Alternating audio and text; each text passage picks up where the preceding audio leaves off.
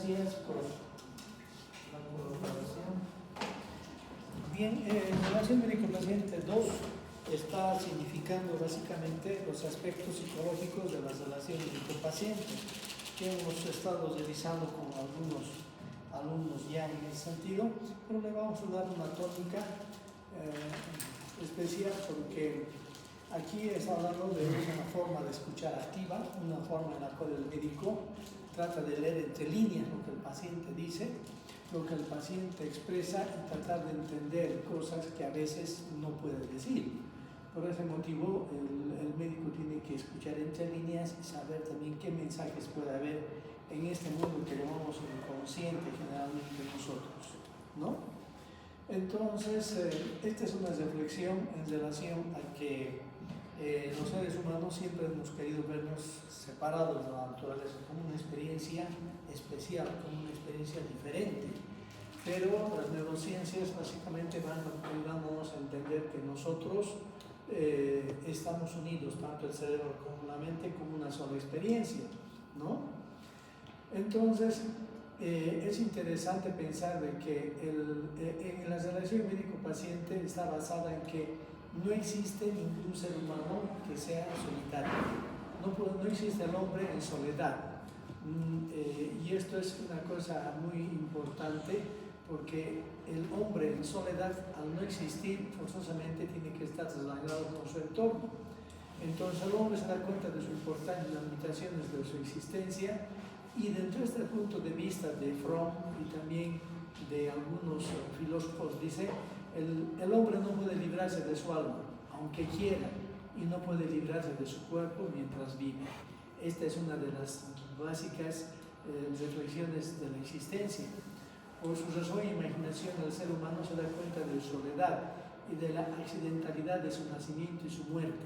Entonces, esto nos significa que el hombre es consciente de su condición y por ese motivo siempre debe vivir relacionado en un entorno social. Por eso hemos creado cultura. Para poder trascender, Erich Fromm dice, la vinculación y la trascendencia con los demás seres humanos es en el amor. Y la relación médico-paciente es una expresión de una trascendencia en relación y preocuparnos por el otro. Indirectamente, la relación médico-paciente y el médico trascienden en el servicio y en el amor a su prójimo. Entonces, estas consideraciones son especiales en la situación humana, básicamente, ¿no? Yuval Noah Harari es un científico, filósofo, sociólogo, antropólogo, que afirma que el rasgo cognitivo fue hace 70.000 años y 30.000 años empieza a surgir el lenguaje como una forma ya de relación. Las relaciones humanas son complicadas, pero pueden ser superficiales, pueden ser pasajeras, transitorias, conflictivas, complejas, profundas y trascendentes. Entre el médico y su paciente se estructura una relación compleja y trascendente. Esto es muy importante y esta reflexión es que el lenguaje, que es nuestra forma de vinculación, hace un salto cognitivo. No solamente la corticalización y el crear la parte más nueva del cerebro, que es la corteza, sino también el lenguaje. Por eso hemos avanzado frente a otras especies, porque hemos sabido comunicarnos a través del lenguaje. Y en la relación médico-paciente, obviamente, la comunicación o el lenguaje hacen que sea una relación muy compleja. ¿Y por qué trascendente? Porque quizás estamos viendo que la vida de una persona depende de ese tipo de comunicación. Un favor, quisiera pedir si me puedes abrir las ventanas, unas 2 o 3 de allá, para que haya una mayor posibilidad. Entonces, una forma de introducción, digamos así, a la importancia de esta relación que empezamos la siguiente. Gracias, muy amables, muy gentiles. Qué raro que hayan estado cerrados. Ya.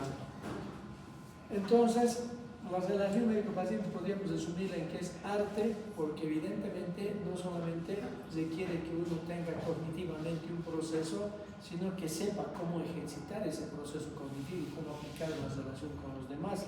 Ciencia porque se basa en todo un conocimiento estructurado por años de estudio y algo que tenemos quienes estudiamos medicina, la empatía. La empatía es natural en nosotros, por eso estamos aquí.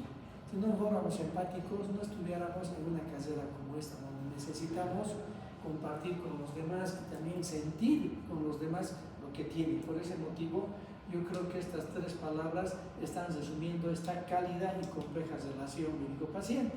Hay muchas formas de ver la relación médico-paciente, hay muchas maneras de poder ver, pero esta es la que resume mucho todas las teorías de la relación. Una relación autoritaria que está reflejada en la condición de un médico y una paciente asimétricamente dispuestos, una relación de cooperación mutua que es la que generalmente se realiza, y de la alianza terapéutica, que es la relación que se hace cuando la vinculación va a durar mucho tiempo, años probablemente, como es el caso de las psicoterapias. En el modelo autoritario tiene como sinónimos relación unilateral, porque hay un participante activo que habla y alguien que solamente escucha. Por eso también se llama relación activa-pasiva. Técnico-médica, en función de que está enmarcada mucho en un marco técnico donde se basa el conocimiento del médico. Su camino y su trabajo es resolutista, es agarrar y hacer las cosas que se tiene que hacer, muy en el marco de la atención quirúrgica, por ejemplo, que vamos a ocuparnos de resolver rápidamente el problema de un médico, de un paciente, y de esta manera la relación termina después de la intervención. Y también se dice que es un modelo paternalista porque evidentemente el médico teóricamente sabe lo que el paciente necesita, sabe. Por ese motivo actúa y toma ese tipo de situación. Entonces, esta relación es un modelo más del pasado y es un modelo que solo se puede actuar en ciertas condiciones. Esta relación paternalista, por ejemplo, se hace en emergencias, cuando un paciente está inconsciente, cuando un paciente no está en condiciones de dar una opinión sobre su situación, su estado. Entonces el médico puede hacer las cosas de acuerdo a su criterio, siguiendo este modelo paternalista y dentro del marco autoritario, pero se verá que solamente en esas condiciones puede servir. Ahora ya no es así. Ahora hay un consentimiento informado donde el paciente le dice al médico lo que acepta en su tratamiento. Entonces esto es una cosa muy interesante. Ustedes sabían que ahora en algunos países ya se está aplicando la eutanasia, y solamente esto podría ser posible si se hubiese cambiado el fondo ético de la relación médico-paciente. Antes, la relación médico-paciente, al seguir este modelo, la obligación del médico era salvar la vida a toda costa, y llegábamos a situaciones bajo este modelo paternalista terriblemente complicadas. Un paciente que tenía dificultades para respirar y que estaba haciendo paros respiratorios y había que reanimarlo otra vez, se le agarraba, se le hacía una traqueostomía y se lo mantenía con vida varias semanas más, pero era un sufrimiento terrible. Actualmente eso ya no se hace. La ética dice que es la calidad de vida, por lo tanto esta relación está más ya en el pasado. Las relaciones actuales son estas de cooperación mutua, donde el médico aporta con su ciencia y su técnica y el enfermo con su deseo de crearse y obediencia. O sea, ambos siguen el rol del enfermo y el rol del médico. Los dos están dentro de un marco de relación aceptable. Esta relación de cooperación mutua tiene dos formas de expresarse, el dúo y la diada. Esto nos lleva generalmente a confusiones. En el dúo unen esfuerzos para un fin común, se esfuerzan, el médico es alguien preparado técnicamente y el paciente va a seguir el tratamiento, la medicación y todo esto. Y en la diada, además existe una valoración mutua y una amistad. Acá hay un conocimiento de un paciente que es de muchos años de un médico, y entonces se ha creado una valoración. El paciente lo ve a su médico muy preparado y el médico lo ve a su paciente como alguien que sigue las indicaciones y que es un paciente que le agrada tratar. Esta sería una forma muy adecuada de manejo dentro de la relación de cooperación mutua. Pero existe una situación, cuando la relación se hace una relación de largo plazo, surge lo que llamamos la alianza terapéutica. La alianza terapéutica, entonces, es un modelo de relación médico-paciente que sigue el modelo humanístico. Es una relación contractual consciente entre el médico y el paciente. ¿Qué significa relación contractual? En general, toda relación médico-paciente, sea autoritaria, sea de apoyo mutuo, sea dúo, en la parte del manejo de ambos componentes de la relación, significa que es de hecho una relación de compromiso y de tratamiento. Eso es contractual, esta ventana cesárea. Miren ustedes, cuando están en el pasillo caminando y se acerca un paciente o un conocido y les pide una receta, y ustedes están caminando, el solo hecho de escuchar a esa persona que es una enfermera, que es un enfermero, incluso un colega, y les pide una receta y ustedes le dan una receta, todo esto es un compromiso de tratamiento. Y si es un compromiso de tratamiento porque es una relación de hecho, contractual significa de hecho, entonces imagínense el problema que le estamos metiendo.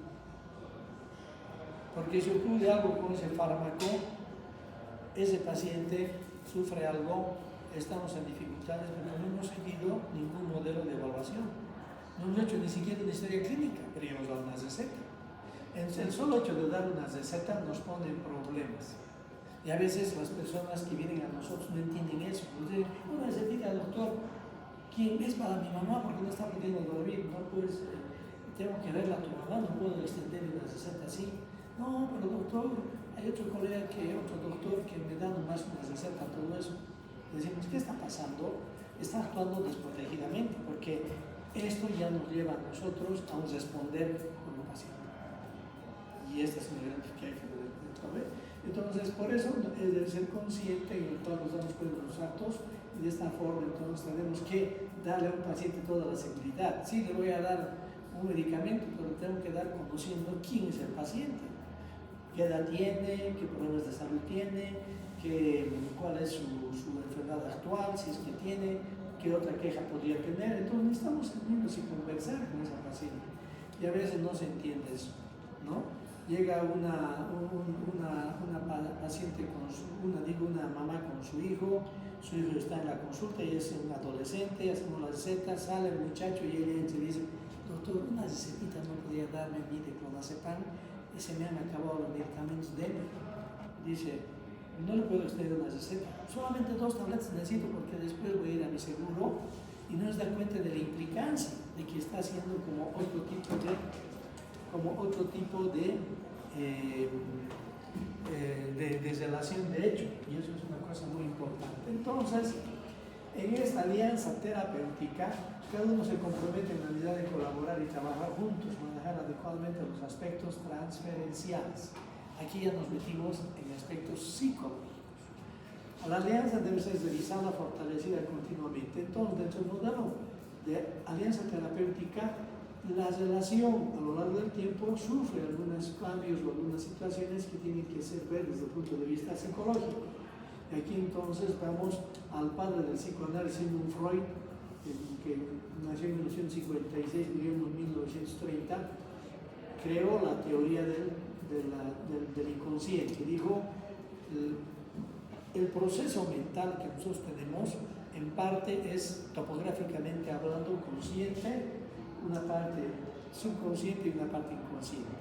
La transferencia y la contratransferencia dentro de la relación médico-paciente y dentro de la alianza está en el mundo inconsciente, en el mundo en el cual no nos percatamos claramente de lo que queremos y de lo que podemos hacer.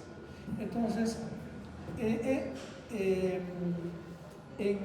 la teoría de la mente que hizo Freud y que aportó, él dijo hay una división topográfica, y la división topográfica era el consciente, el subconsciente y el inconsciente. El consciente es como un témpano de hielo que está flotando por encima de la superficie del agua. Esa pequeña porción que vemos, él llamó consciente. Hay otra porción que está por debajo del consciente y es el subconsciente. Son recuerdos, están olvidados, pero los podemos traer a la memoria a través de un proceso y un esfuerzo cognitivo. Podemos acordarnos y relacionarnos.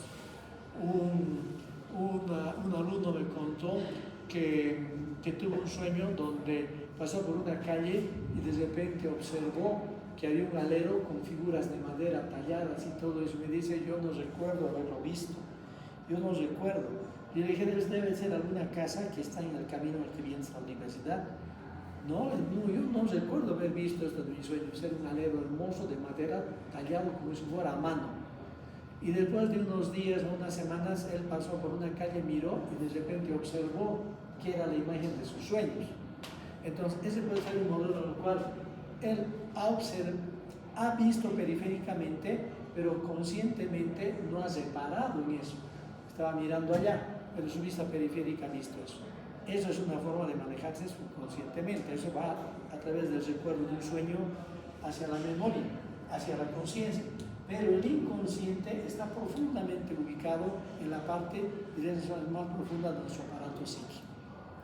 Y solamente podemos llegar, como ya les adelanté en alguna clase, al inconsciente con el análisis de los sueños, con los actos fallidos, con la asociación libre, en fin, tratamos de llegar al inconsciente a través de esa situación.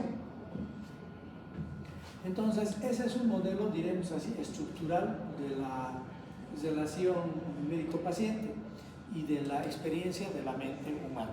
Entonces, muchas cosas ocurren en el inconsciente y no nos percatamos de eso. Eventos dolorosos, difíciles, situaciones que nos han provocado malestar y todo eso puede ser reprimido en la parte del inconsciente. Automáticamente es reprimido, no nos percatamos de eso, pero ahí ocurre y eso no se va a producir y no va a ir a la conciencia. ¿Está claro esto? ¿Está claro este proceso que lo estoy explicando? Ahora bien, también hay una revisión y una relación estructural y hablan de lo que sería el superior, que es la conciencia moral, que sería el yo, que es el tratamiento de la realidad, y después sería básicamente lo que es y entonces hay una parte del superior que es la autoridad interna, hay una parte del yo que es la que se relaciona con el mundo y una parte más profundamente ubicada en el inconsciente que es el ego, que son las pulsiones con las que nacemos, las tendencias, el principio del placer. El bebé ya nace con esto y se sigue por el principio del placer, tiene hambre, llora y hay que darle la alimentación. Todo eso es la forma más profunda también del inconsciente, pero de una manera estructural, no topográfica. Bueno, todos estos sistemas se unen y se manejan aquí en los modelos de la relación de la transferencia, contratransferencia y distorsión paratáxica. Este capítulo yo lo voy a hablar en una clase que se refiere a las reflexiones sobre psicoanálisis. Por ese motivo ahora solamente voy a dar unos atisbos para no repetir eso en la clase en la que tengo que desglosar. Pero a la hora de transferencia y ser un proceso inconsciente, tengo que tocar este concepto del inconsciente de la teoría del psicoanálisis. Entonces, ¿qué es la transferencia?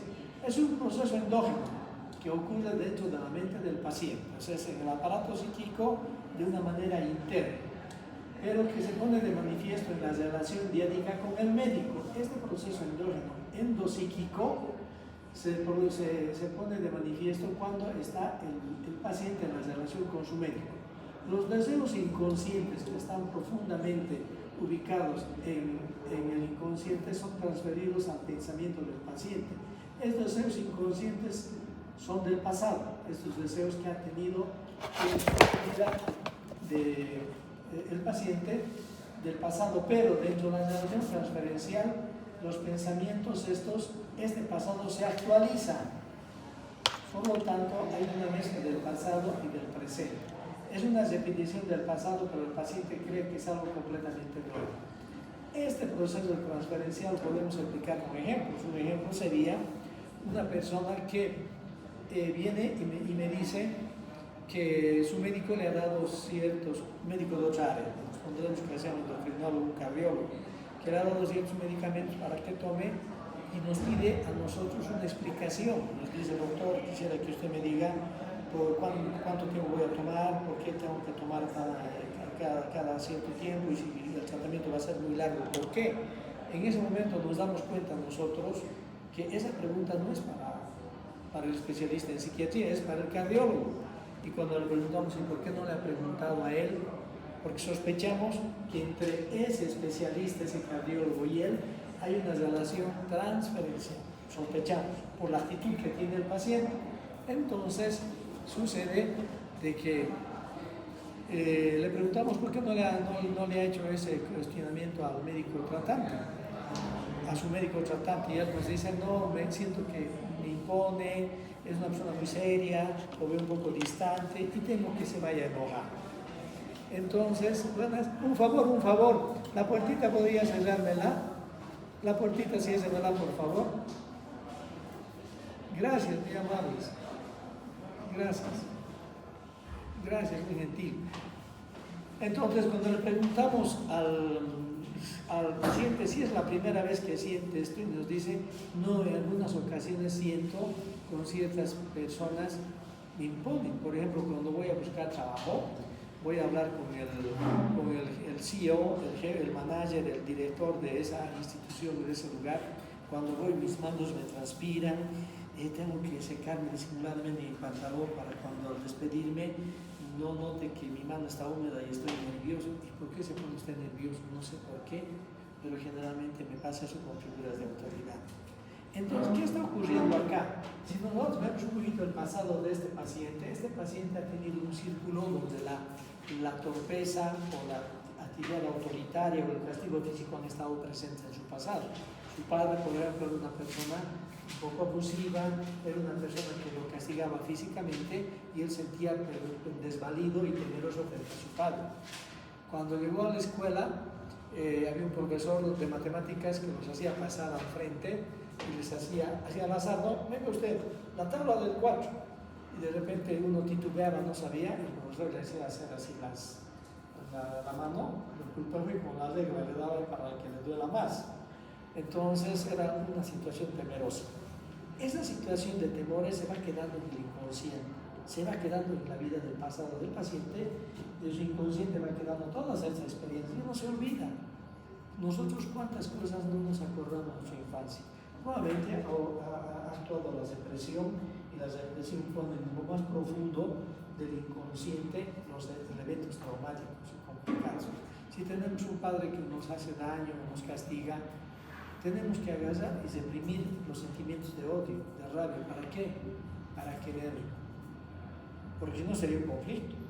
Un mecanismo de defensa es la represión que hace que aquellos recuerdos traumáticos y dañinos para nuestra autoestima y seguridad estén como olvidados en el inconsciente. Entonces él, para querer a su padre, tiene que reprimir todos los componentes negativos de dolor y de ira y de rabia para que pueda querer a su padre. Bueno, pero cuando está en una relación con un médico autoritario, se revive la vivencia del padre o del profesor sobre el médico. Entonces uno agarra, yo digo, el saco del médico, el saco del cable es el que podría estar mal, tengo yo un cable. Creo que se apaga la laptop por inactividad. El tiempo no está mal aquí, no, pero ya, porque normalmente, ya lo voy a manejar así. Normalmente está diseñado para más tiempo, lo voy a manejar así, lo vamos a mover un poco. A veces puedo hacer esto y puedo hacer esto, ¿no? Entonces, lo que hace este paciente, agarra el saco de su padre, el saco del profesor y lo pone sobre el médico. Entonces el médico representa a ese padre, pero era el padre vertical, ese padre abusivo, ese padre que lo castigaba y reacciona de esa manera. Esta diapositiva está más en una relación de confianza, debería ser más el modelo de autoritaria, ¿no ve? El médico así y hay un paciente. Entonces ocurre que revive los sentimientos del pasado hacia su padre, inconscientemente reprimidos, sobre el médico. Entonces lo ve al médico como una figura muy directiva y una figura distante. Y para que esto funcione la transferencia, el médico se convierte en el padre y él se convierte en el niño temeroso, en el niño que tiene miedo de enfrentarse a la figura de autoridad. Es la transferencia. Si nosotros somos médicos distantes fríos, podemos despertar en el paciente algún modelo de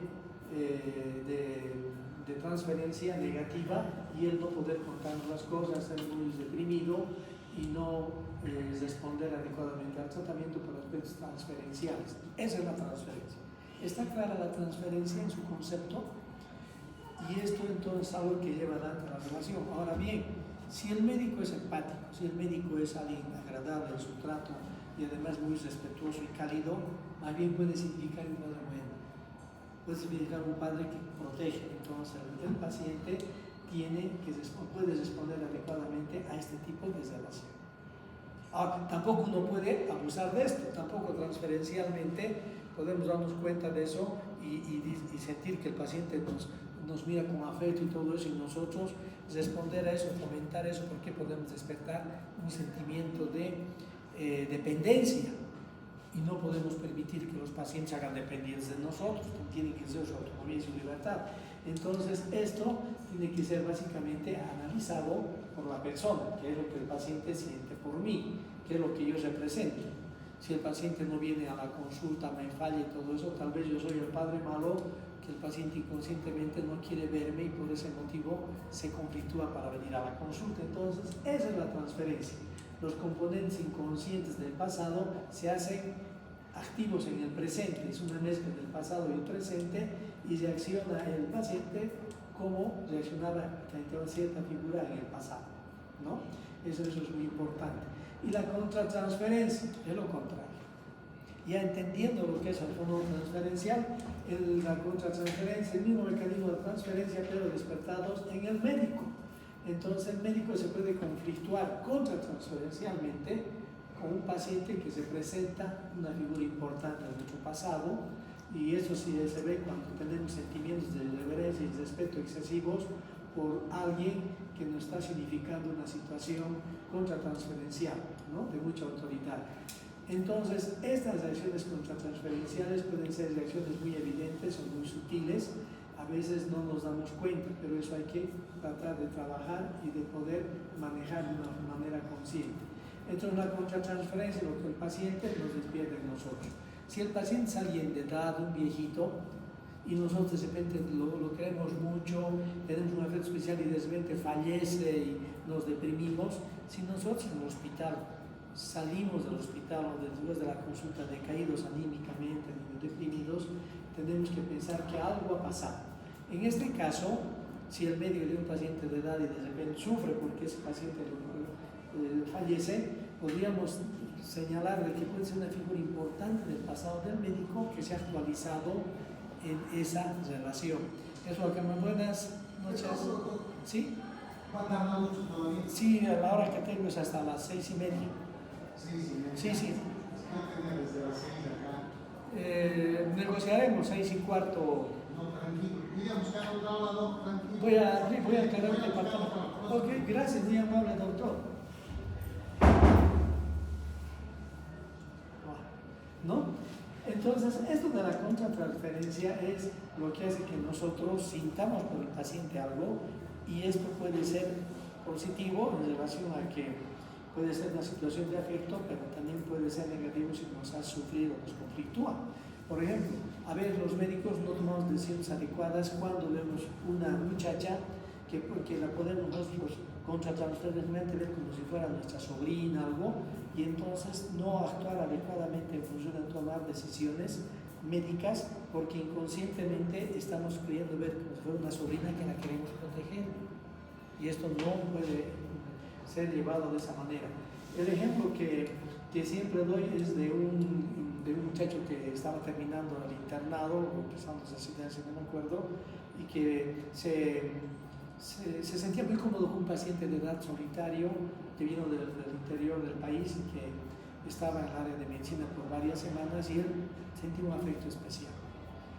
Y el afecto era tan especial que él los fines de semana compraba el periódico y le daba al paciente para que lea y todo eso, conversaba con él todo con este anciano. La relación era muy especial para él, y cuando fallece el anciano, él tiene una depresión o empieza a sentir mucho sufrimiento por el malestar de varios pacientes, y se empieza a descomponer un poco. Me dice, eso no puede estar pasando, hasta podría dejar la carrera si sigo sintiendo esto. Entonces, ¿qué había sido? Había tenido un abuelo muy, muy cariñoso que le daba todo él cuando tenía una edad de 5 o 6 años, y de repente el abuelo fallece y él no lo ve, el abuelo desaparece, porque él no participa en ningún proceso de duelo. Normalmente los niños no participan en los procesos hasta los 7, 8 años más o menos. Antes, por debajo de los 7 años, la muerte no se integra en la experiencia del niño. Es como la vida del correcaminos y el coyote, que de cada capítulo les pasa algo y luego vuelven al siguiente. Hay un componente así, como que simplemente se fue y va a volver. Pero después de los 7 a 8 años ya el concepto de muerte se instala. En ese momento, antes de que el concepto de muerte se instale, el abuelo desaparece y de repente desaparece del mundo y eso le causa mucho sufrimiento. Entonces, este médico revive en la muerte de ese paciente anciano la muerte de su abuelo. Entonces, eso es la contratransferencia. Ahora bien, el problema que tenemos en la contratransferencia es cuando tratamos a los pacientes médicos. Cuando un paciente viene a mi consultorio médico, es difícil quitarle la bata y tratarlo como un paciente por el aspecto contratransferencial, porque yo me identifico y estoy ligado con este colega. Entonces, a veces los médicos no podemos agarrar y no podemos quitarle la bata al médico para tratarlo con todo respeto y consideración como fuera un paciente, como es un paciente, porque al paciente hay que tomar decisiones. A ver, hay decisiones muy difíciles y dolorosas. Amputaciones, por ejemplo, cirugías grandes. Si es un médico, nos conflictuamos y decimos, ¿cómo voy a hacer esta cirugía, este colega, una amputación supracondila? No. Pero si es un paciente y tiene todas las indicaciones para eso, tenemos que hacerlo. Entonces, contratransferencialmente, a veces nosotros no podemos tomar decisiones con el colega por identificación, pero somos nosotros mismos y nos da un sentimiento de reverencia y respeto. Esto hay que tener muy claro. ¿Por qué? Porque yo les digo, un día ustedes van a atendernos a nosotros. Ustedes van a ser nuestros médicos, van a volver con la especialidad, van a empezar a ubicarse en la sociedad médica y todo eso, y nosotros vamos a tocar sus puertas.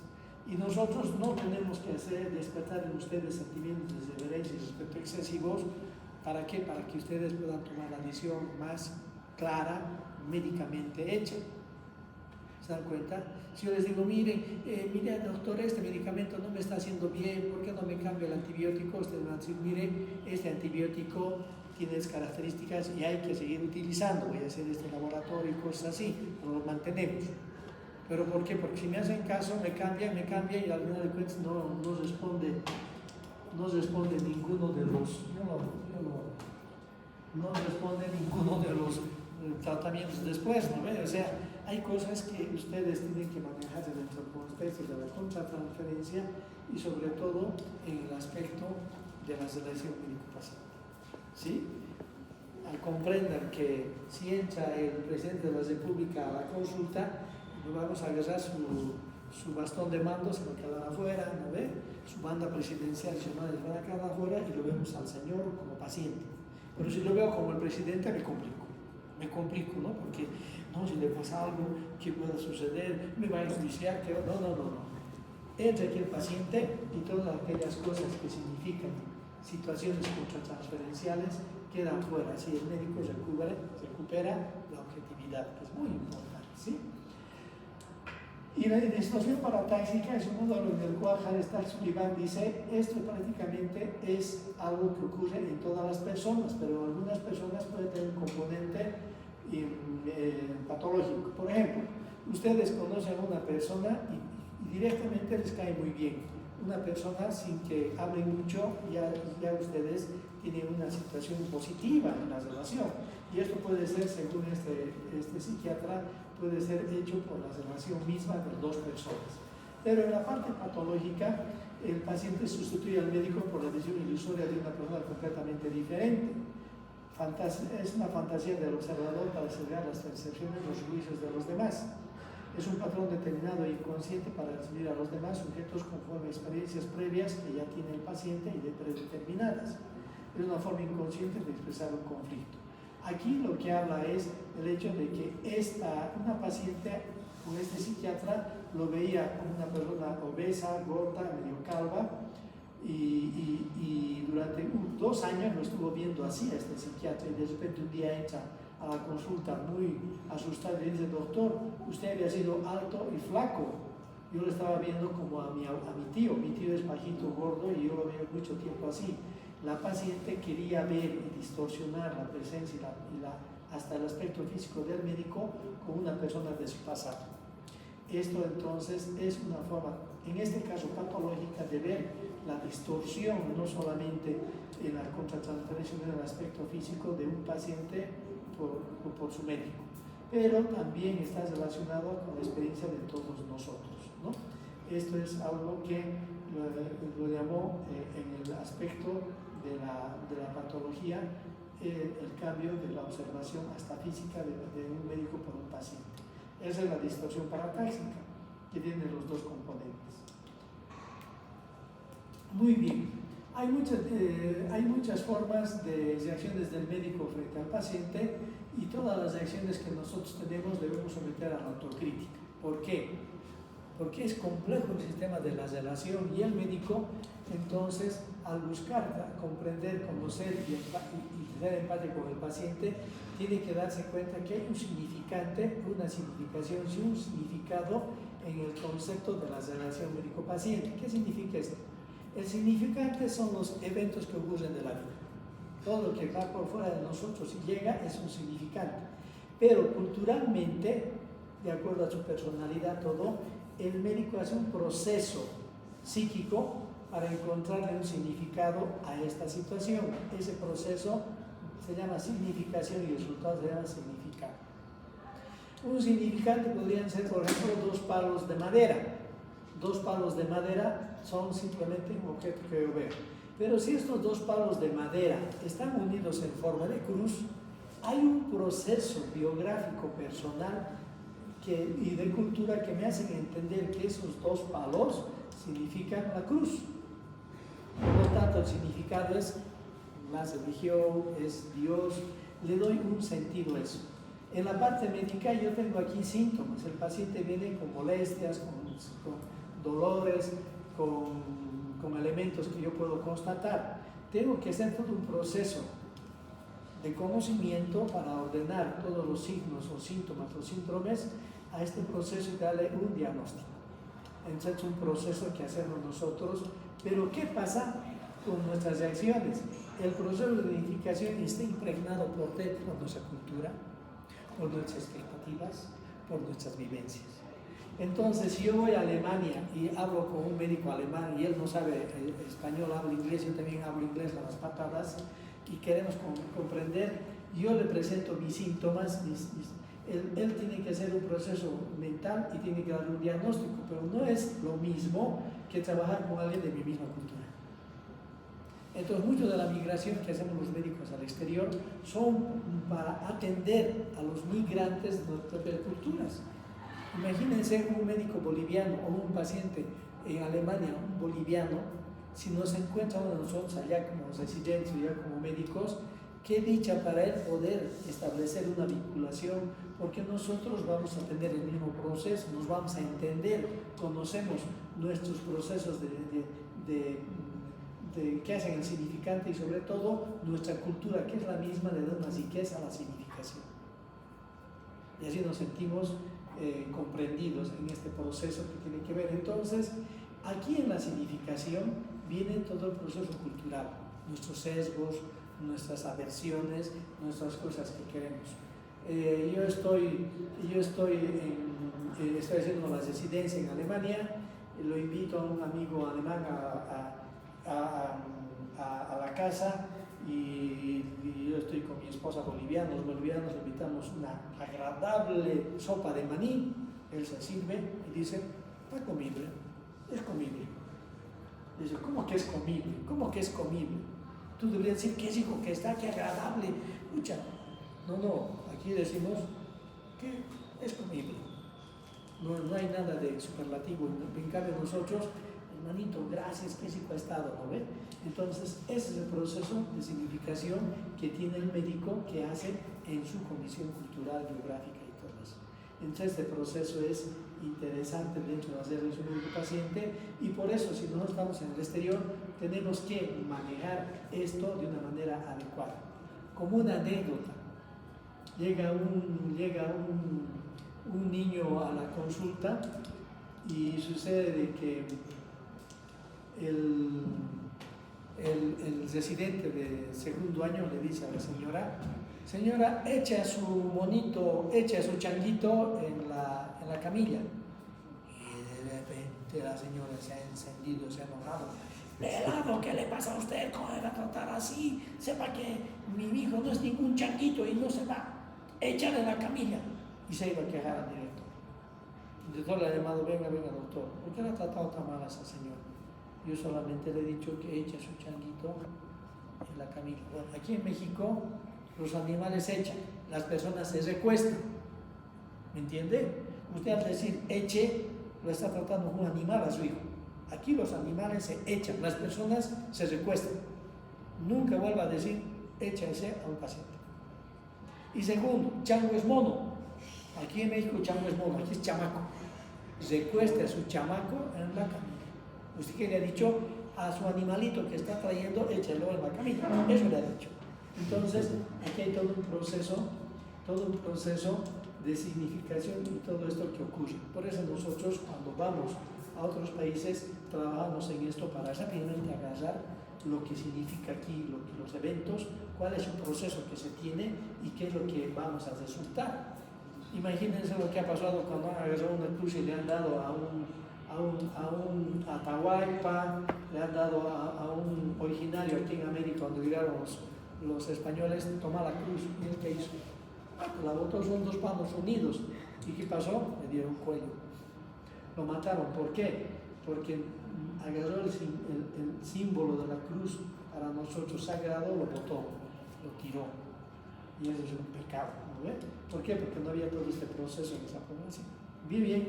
Entonces, estos procesos que ocurren en este contexto nos ayudan a comprender a la persona a través de la enfermedad. No solamente vamos a hacer todo este manejo biográfico al hacer la historia clínica de un paciente con componentes psicológicos, psiquiátricos, sino también tenemos que entender este proceso cultural que ocurre en cada uno de los pacientes y en cada situación cultural.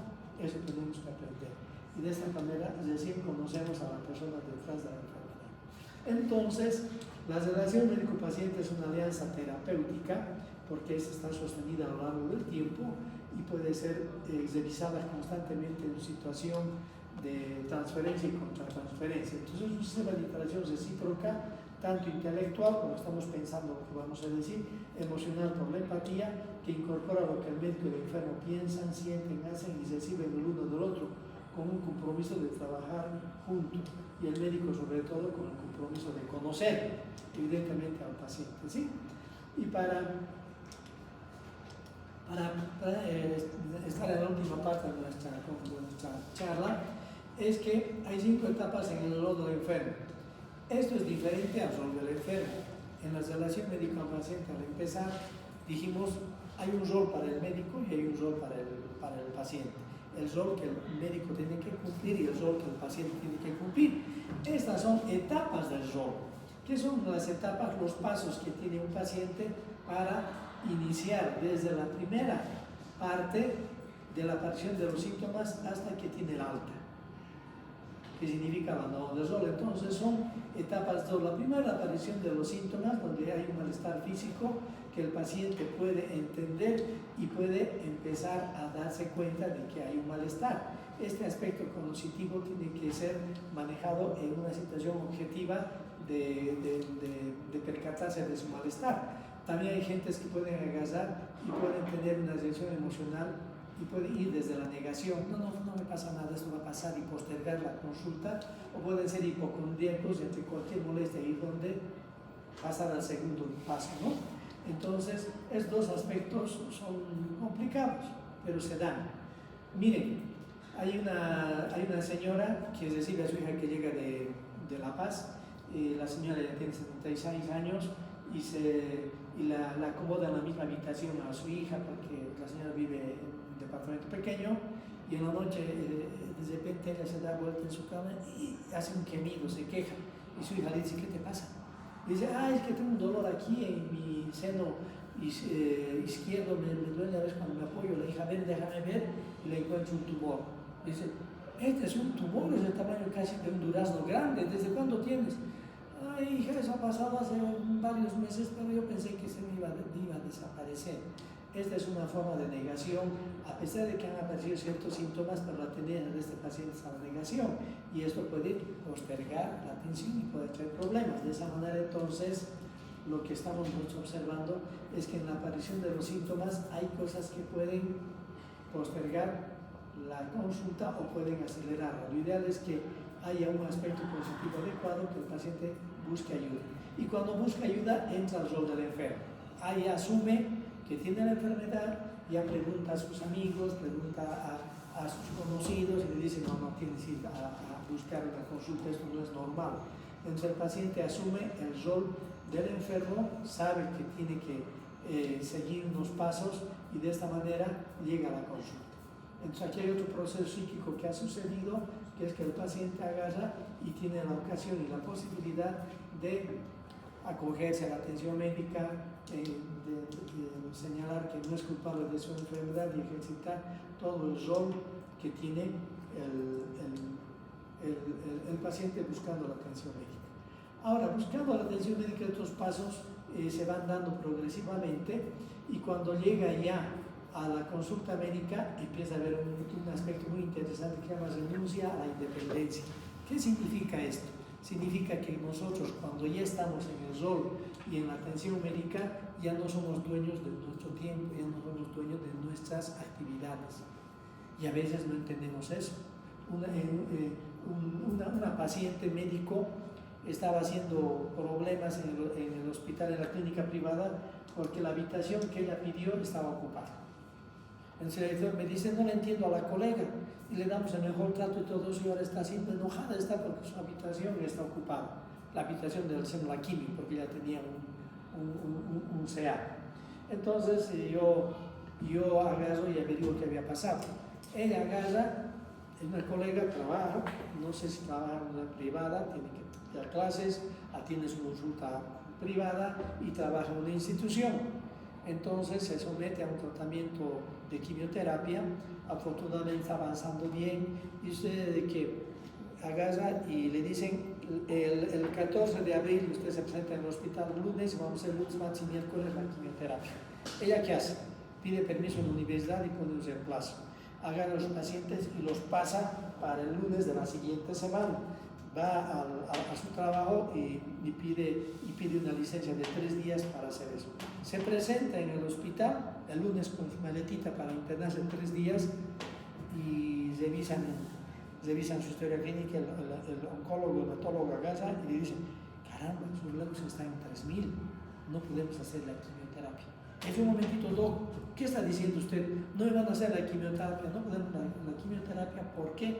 Porque hay que esperar que se recuperen los glóbulos blancos, le voy a dar ácido fólico por una semana y el siguiente lunes hacemos esto. Pero doctor, todo lo he pasado para el siguiente lunes y he pedido 3 días de permiso, he hecho todo, ¿cómo me va a decir? ¿Y qué quiere que haga? ¿Se imaginan esa situación para esta colega? Pónganse sus zapatos, pónganse en la situación de ella. Ella ha agarrado, ya ha movido todo, ya ha pasado estos pasos, ya ha aceptado y de repente aquí encuentra de que no puede disponer de su tiempo. Y ella quiere seguir trabajando y puede seguir trabajando, sale bien de las quimios. Y de repente ocurre eso. Entonces agarra y tiene que el siguiente fin de semana hacer lo mismo, los 3 días perdidos. No va a ir no va a ir a decir, ya no me suplas, vete. Y ahora sí, vengan por favor los pacientes, no, pues ya están programados. Y ahora tiene que desprogramar. Así que se presenta el siguiente lunes, todo hecho en su tiempo, como decimos, se presenta y de repente la habitación que ella pidió estaba ocupada. Entonces ustedes observan, no es, como yo le dije al médico, ¿sabes? No es solamente la habitación, es que le has quitado, la enfermedad le ha quitado toda su independencia a esta colega. No puede decidir nada, no puede tomar decisiones sobre su vida, no puede ni siquiera programar sus clases, no puede ni siquiera programar su fin de semana. ¿Por qué? Porque tiene que someterse a los requerimientos de la institución. Por lo tanto, no es simplemente que la habitación que ella pidió esté ocupada. Puedes hacerla desocupar, eso es darle un poquito de decisión. Decirle todavía usted es un ser humano que puede tomar sus propias decisiones, darle esa habitación. ¿Puedes hacer eso? Sí, me dice, puedo agarrar y puedo cambiar al paciente que está ahí. Eran las 2 de la tarde, hasta las 3:30 estuvimos en esto, así que lo sacan al paciente a la habitación, la reacomodan, le cambian todo lo que se podía cambiar y entonces la paciente ingresa a la habitación que ella pidió. ¿Qué estamos haciendo? Le estamos dando un poquito de control y de independencia, porque eso lo ha perdido en este cuarto paso. Son las 8:30 de la tarde, yo digo, me voy a ir ya, y pasaré a saludar. Y cuando entro, la habitación estaba ubicada así, en el tercer piso de la clínica, y las ventanas justamente estaban en el ángulo del edificio, las dos ventanas grandes, los ventanales, se cerraban así, y la mirada era el Cristo de la Concordia. Todo el cerro de San Pedro y el Cristo de la Concordia tenían una vista magnífica en esa habitación. Entonces dije, esta habitación quizás es la más bonita del hospital, le da una sensación de tranquilidad, de paz. Y ella estaba pidiendo y estaba luchando por tener algo de independencia, porque tiene que renunciar a la misma. Entonces, estas son cosas que uno tiene que ver y ponerse en lugar del paciente y ver la situación de cómo está trabajando, qué está haciendo, cómo está su tiempo, cómo puede asumir. Y esto es lo que nosotros vemos en la relación médico-paciente y vemos estas etapas y cómo está. Y finalmente, el abandono del rol del enfermo cuando damos la alta médica. Hay pacientes que no se sienten cómodos con el médico y se van antes de que reciban el alta. Es un riesgo para el paciente y eso tenemos que evitar. Y hay pacientes más bien que no quieren irse. No, doctor, me siento muy bien, todavía no me siento tan bien.